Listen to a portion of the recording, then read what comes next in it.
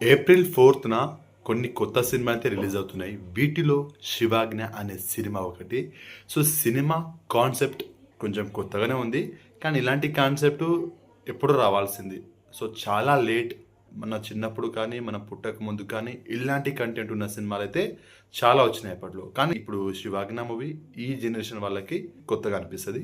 So, ఈ cinema చూస్తానంటే చూడండి. ఒకసారి మీరు సినిమా చూసే ముందు 'శివాజ్ఞ' మూవీ ట్రైలర్ అని కొట్టండి.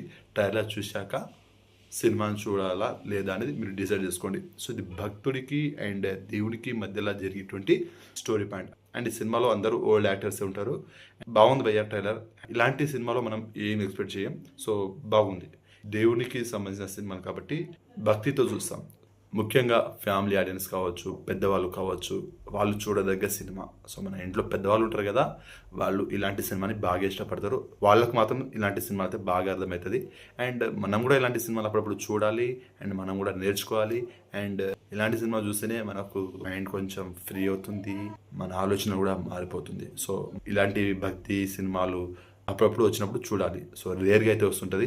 సినిమా ఏప్రిల్ 4థ్ రిలీజ్ అవుతుంది. సో, మీరు ట్రైలర్ చూసినట్లయితే 'శివాజ్ఞ' మూవీ ట్రైలర్ మీకు ట్రైలర్ ఎలా అనిపించింది? అలాగే మీరు సినిమాని గనక చూసినట్లయితే వీడియో చూసే టైంకి మీరు 'శివాజ్ఞ' మూవీ చూసినట్లయితే సినిమా ఎలా ఉందనేది డెఫినెట్‌గా కామెంట్ చేయండి.